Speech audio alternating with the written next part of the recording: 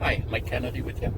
There was a post, and this person from Walmart, the Walmart shopper, was really upset because they bought a larger quantity of something and it actually costs more per unit than the smaller thing.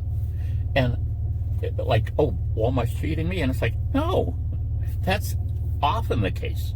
You know, not most things you buy in larger amounts, they become cheaper, but not always. And here's what I understand the situation to be, and we're going to use peanut butter as an example. Most people buy the 1 pound jar. And so you look at that price per pound, I'll just make up that it's $2 per pound, okay? Unit price. Then you go up and you see there's a 3 pound jar. Well, when you look at that, you find out that the quantity of that is actually like $2.15 a pound, and you're buying 3 pounds of. Why is that? Well, think about the way it's manufactured. If everybody buys 1 pound, basically, you know, you've got all these people that don't have large families, people that live alone or don't have children or whatever, they're buying the 1 pound size. Then you have all these people that have, you know, a bunch of kids, whatever, and they're buying the 3 pound. Well, there's so many people buying the 1 pound that they get the 1 pound jars at a big discount because they order so many. And they don't on the 3 pound because they don't order a lot of them.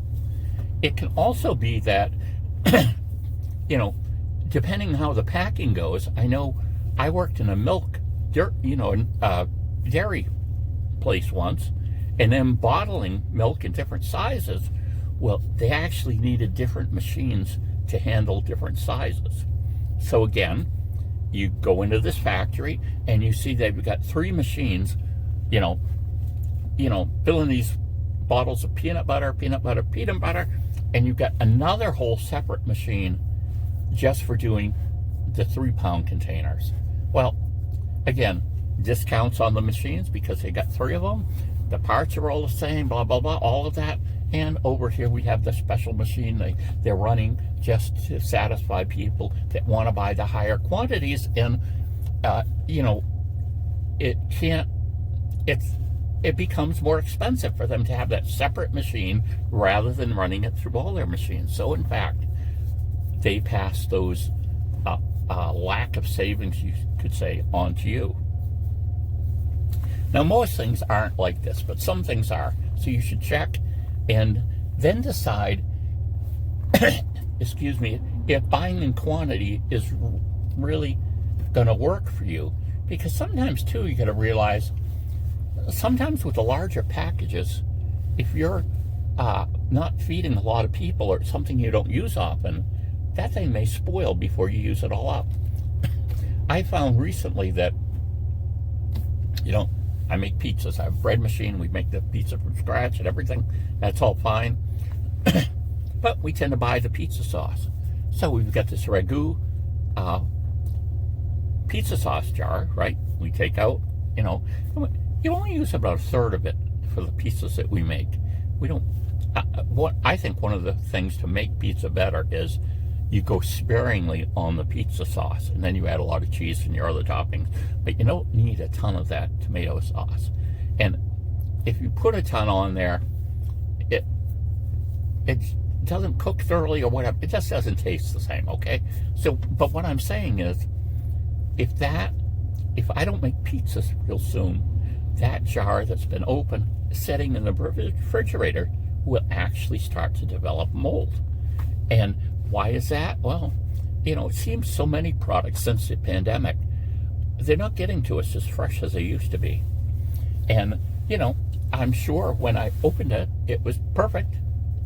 But, you know, in this case, I think I waited 2 weeks to make another pizza, and there was mold on the top of the jar, so we had to throw it out.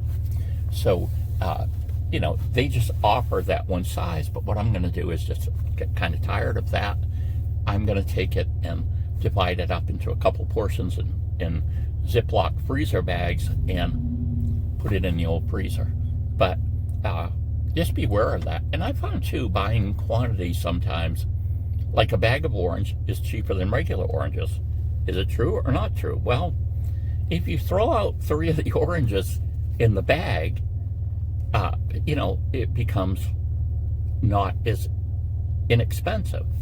And sometimes when you buy in quantities, I've noticed again, state of produce, it's happening now. If you buy a bag of oranges or something, there might be one of them in there at least that is starting to turn already, is going past its optimal, ripeness date or whatever. So you get that home, you don't eat that one, and you're eating along, and all of a sudden you get 1 or 2 at the end, and you decide you throw them out, you're not going to use them. And I've noticed that has happened. So a lot of times now I don't buy any bagged produce. I still do potatoes, they seem to be safe, but if I'm going to get apples, oranges, or something like that, I'm going to pick them out individually. And it's like, yeah, I may pay a couple pennies more per orange, but I'm not going to be throwing oranges out because they went bad or I was too slow eating them. Usually that isn't a problem, but anyway, so think about that. If you tend to buy something in quantities, check. Would it be cheaper to buy, the 2 pound, 2 1 pounds instead of a 1 pound of something like peanut butter? Oh, and you got to figure out, is saving, say you've saved 20 cents per pound, so you've saved $1.20 buying the 3 pound, is that worth the idea that you're going to have 3 jars that you're going to have to deal with?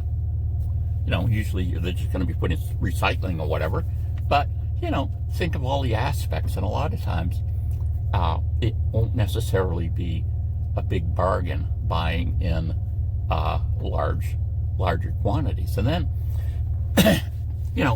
when the family was younger, there's 8 of us, 6 kids, boys eating us out of house and home, and then going to places like BJ's or Costco's, those types of warehouse clubs where you bought, you went in and you bought, a huge jar of something, mayonnaise or something, or, they were bundled together so you could only buy 3 of something instead of 1 of something. That made some sense, but then even that, you need to have a different mentality of making sure you're buying the quantities you're going to use up during a specific point of time. You have to have the storage space, and buying in quantities, you do have to be a little more organized, and I tend not to be super organized, to say the least. So it doesn't do good to buy something in excess of something and thinking you're going to use it and then have it go bad or just taking up too much space before it gets used. So check it out. Bye.